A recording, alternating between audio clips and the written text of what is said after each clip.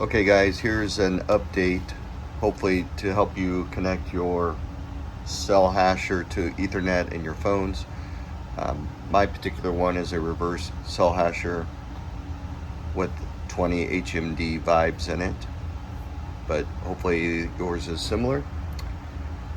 So the first step is make sure you're in the USB mode, which is typically a blue light.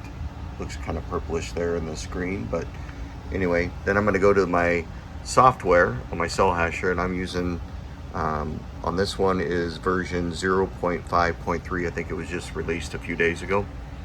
And first thing is you're going to do is make sure that they're all selected up here in the corner, and they should all have the lines around it. I might hit LAN connect, continue, and here you need to know your gateway for your network, and mine is slightly different than what's showing, and I'm going to use that 192.168.0. leave your 555 as is. Switch to LAN, switch to LAN. Okay, now on my cell hasher itself, I'm going to double click this. It's going to go to green. Now when I go back to the software, it's still going to show them. If this is your first time doing it, very likely these are all going to disappear. The USBs will disappear. Okay, it did. All right. Sometimes it will, sometimes it won't for me right now as I keep redoing this. Now I'm going to scan for ports. And here you want to match us up. I want to go 192. Oops.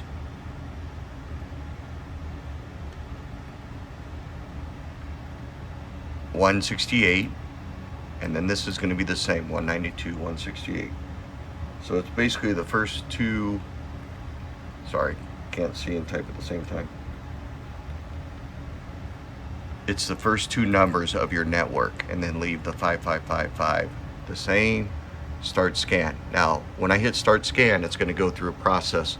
I'm just going to show you a little bit because it takes a few minutes. And now it's scanning. And now down here, you should see that it's going to try and scan. It's already found them on mine because it's found them before. But you should start seeing that scan the network that your phones are on. And it should be on the same network as your computer. So mine was scanning the 192.168, and then it goes through like 256 different subnets. All right, and this might not take as long if it's coming back up already, but you can sort of see it trying to populate in the background.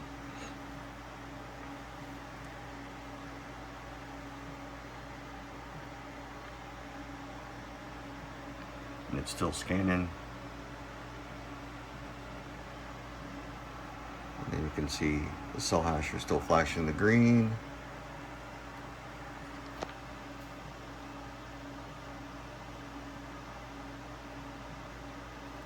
While it's still scanning, I'll tell you, I had a heck of a time, but with the help of another community member, I've got a little bit of a cheat sheet in case you go through this process and it cannot find them, which is what I was struggling with for a couple hours today and then yesterday.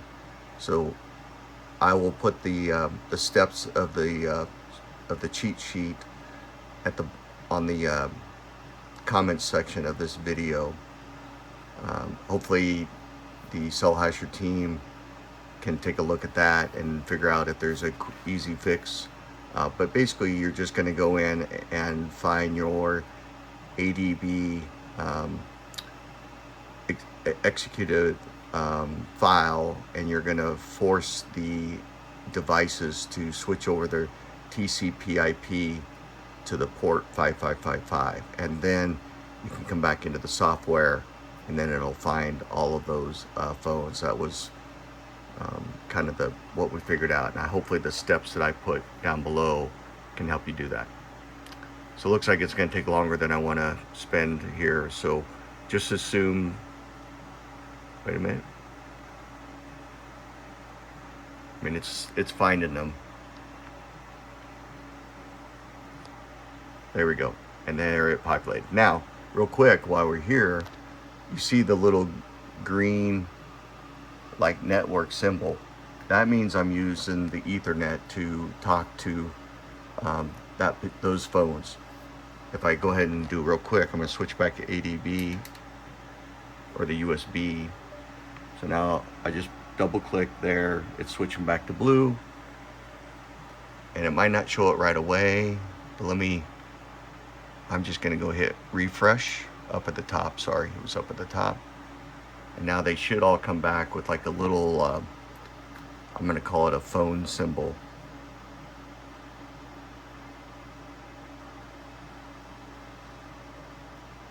There you go. Now you can see the little blue phone symbol. So now that means I'm connected via the USB. All right, good luck, guys.